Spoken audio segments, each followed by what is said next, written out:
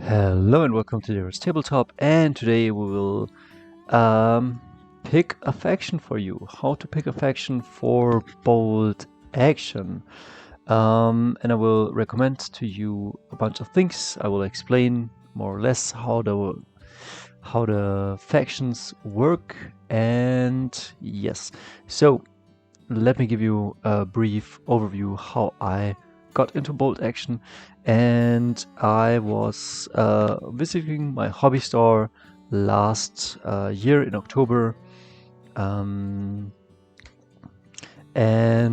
then people were playing bold action, and I was kind of always a fan of bold action. I wanted to get myself to Soviet Union, but I didn't know if someone was playing. And then last year I saw that a playgroup was playing the game, and I saw a guy, and he was leading a tiger tank and a bunch of soldiers against another German player, and it was kind of fun. And so he told me, come by the next day and we will play a tournament for 750 points, a very small one.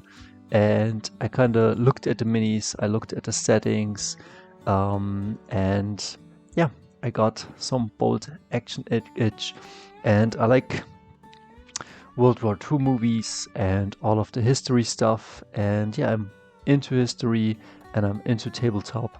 And so I didn't play or never played a bold action game or a World War II game on the table, and I was kind of hooked. And I liked also, like, the first thing I saw was bold action Russian army, and in the local play store they had something like it will come up in a second. I grabbed the pack. I don't know which one it was, but I think it was this one. And I looked at it, and I looked at the contents of the box, and I was kind of hooked. I was thinking, man, this could be cool. This could be cool. So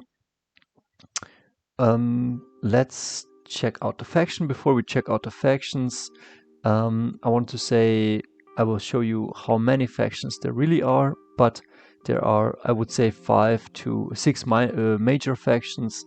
But I will show you that there is more to this. So there's Belgian, British, Bulgaria, Chinese, Finland, French, German, Greek, Hungary, Italy, Japanese, Netherlands, North Korea, Norway, partisans, which are very cool, Poland, Republic of Korea, Romanian, and Soviet Union, and United States. As you can see, there's a bunch of things you can play.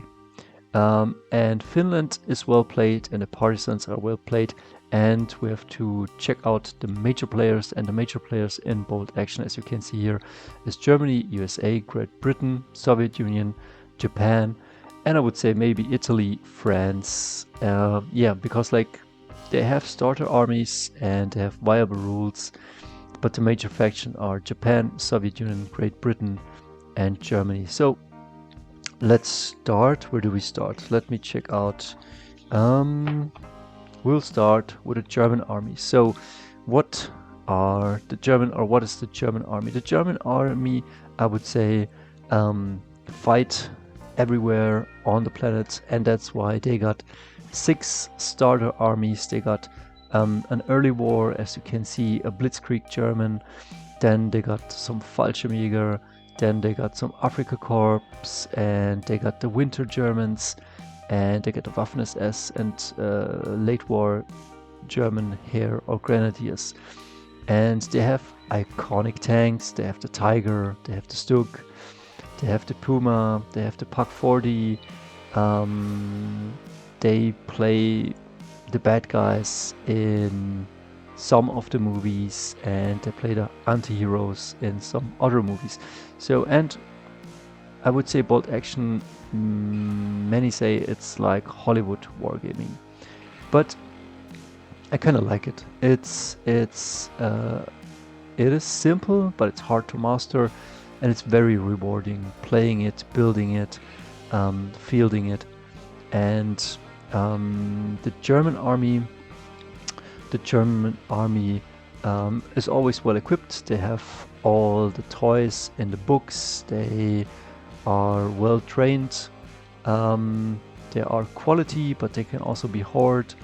They have great tanks, they have iconic tanks, they have beautiful tanks. I have to say that because why I picked that army. And yeah, they have the Panzerfaust and many iconic things. So don't wonder if a lot of people play a German army, because it's like, I would say, like the Space Marines in 40k, even though maybe like the Chaos Space Marines. And they have a rule, and that's like Hitler's Buzzsaw, and that says that every German MG gets a shot more. So when you're fielding the Germans, every light machine gun and medium machine gun gets one shot more, which is pretty cool. So yeah, and how should you pick a faction? I would say you take a look at the Mordian Glory channel and you check out his battle reports. You check out the minis, like as you can see here, there's bolt action tactics, but he has a lot of videos on like British versus Germans, and you can check out how it looks, how it feels, how it plays. This is how I started, and then you can see all the factions and what they do. And he played a lot of the Germans, and so probably because of him I fell also in love with the Germans. And then his younger brother has also a channel, and he has a channel with his friend JP, and as you can see here, they play Saving Private Ryan, and here he fields the partisans, and here he shows off British versus Germans, and he plays also a lot of Finnish troops, like British versus Finnish, and then I'm sure somewhere like here Russians versus Germans. And so you just take a look, and here I think it's Italian versus Finnish, and you get a look for the game and for the units, and yeah, that's how you get what you want. And I would say you also start by buying a starter. If you want to see that video, it's linked up here, and it is the following video which starter is the best. So the German army, pretty cool. It's mostly quality, but you can also field hordes, but everything you have is really cool, but it's also very expensive, and when it dies it's kind of sad, and maybe you will have less on the field. Then the next major player is the USA, and the USA have also all the toys in the books, and they have the Marines, they have the Airbornes, they have the cool tanks, and they're good, they're well trained, and their faction trait is that they can move and shoot, which is very strong. So every infantryman, not the one with a bazooka, but every infantryman with a rifle, with a BRR, and with a grease gun can move and shoot without penalties. And I think the tanks have it too, because they have some special engineering, and so they can move and shoot. If you move in bolt action, you get a penalty to shoot, like you shoot, like you're hitting on a -1. And so this is a very mobile infantry. They have all the cool toys, also very, very good units. And of course, every army has its special things. And they have also like air superiority. And yeah, you gotta check out the different units you have here. Pretty much everybody has the same units, but then there are some kind of different flavors. But maybe the Americans, jack of all trades, master of none, maybe. But still pretty good. They have cool stuff, and they play definitely cool. Then there is the British Empire, and Great Britain is also very cool. They play in every theater. They have cool tanks, not the best tanks, but really good tanks, solid tanks. They have like cool commando units. They have the Gurkhas, which are really good assault units. Then they have a lot of veteran units here as your SIS or commando units. They are well trained and well equipped for every theater that you will see. And they can field, or their special thing is that they can draw troops from everywhere from the world, and they have also like artillery bombardment and a very mobile force. And they in the second edition they have definitely some very specialized troops. We will see how it will be in third edition, but you could you could use or equip 10 riflemen and they would get extra shots, or you could give them orders or traits that they would be very good in fighting the enemy in close combat. And so definitely jack of all trades, but then also very specialized and very cool. And of course you have to also dig the look, and they can have also or field American tanks, because there's the American Land-Lease, and so they can also pick a Firefly, but they can also use their own beautiful Churchill tank and their Cromwell tank. Not the best tanks, but very, very solid. And yeah, the British Army, kind of cool. What's the next? The next should be the Soviet Army, I think. So where is this? The next is the Soviet Army, and here things start to become a little different, because the Soviets, they are not so much into quality. What they have is men, plenty of expendable men, and they will throw everything they have at you. And when I bought my German army and was playing against my friend Jack, he used his Russians, and I didn't have enough bullets to throw at them, so I was mostly overrun. I tried to shoot them, then they went down, were harder to hit, and then he advanced with another troop, and with another troop, and with another troop, and with another troop, and with another troop. And so the Russians go for quantity, and that's fun. And they have also very, very cool tanks that can rival the German tanks. But yeah, so mostly they are a bit crappier than the German tanks, but they will do their job. And that's the fun of playing the Russians. There are a few starters. Let me show you. Just another one. Where is it? Yeah, here it is. There's this one. Here's the German Winter. Yeah, they have tons of minis and tons of.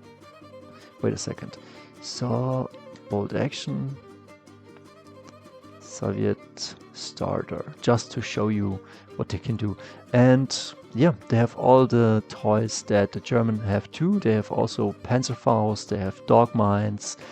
As you can see, every starter comes with plenty of infantry, sometimes with a bit of a crappy tank, but those tanks are tough as a nail.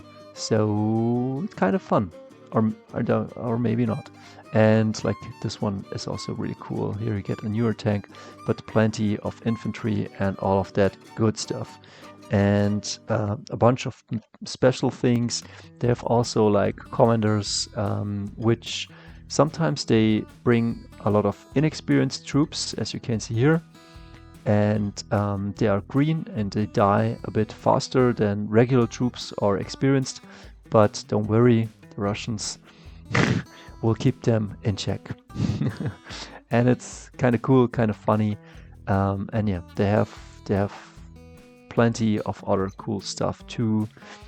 And what's next?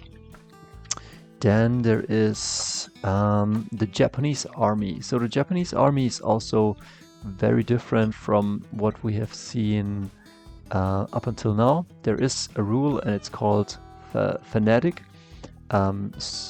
Like the British SIS, I think, are fanatic, or some German units can have the fanatics.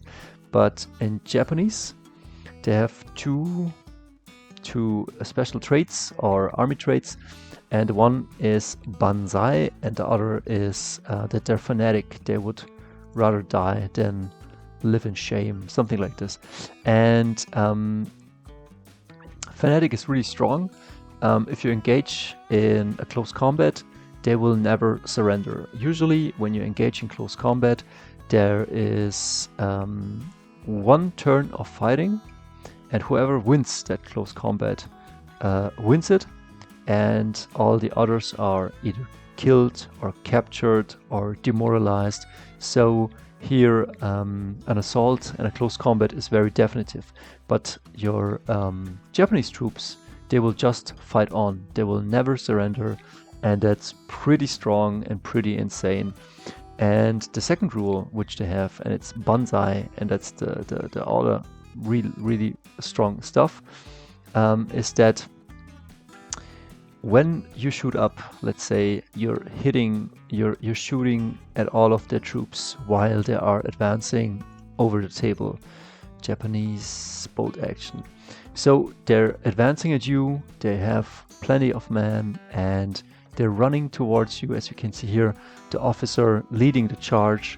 They will take casualties, they will get pinned, and those pins means that they have to take order check morale tests.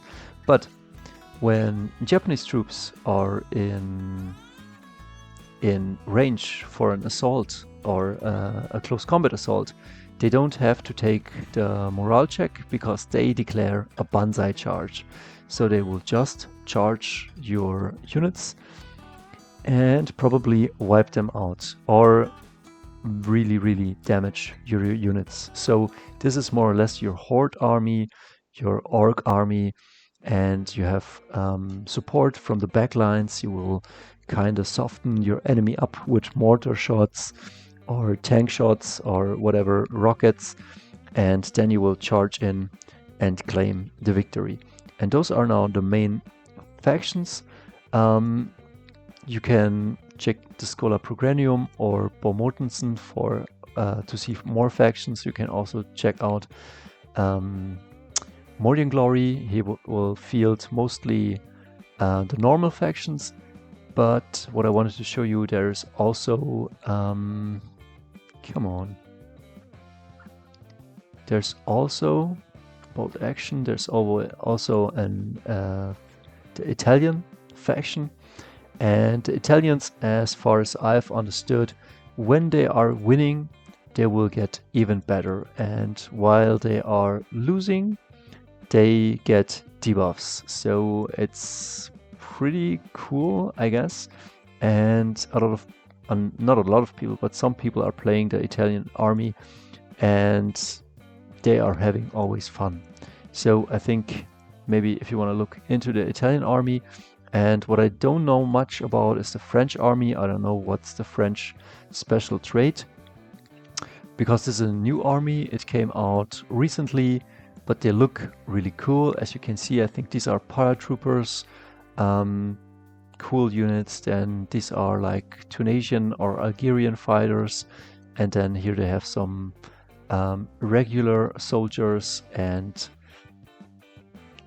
a tank and a light anti-tank or medium anti-tank gun. So check this out, and I hope you had fun. We see us in the next video.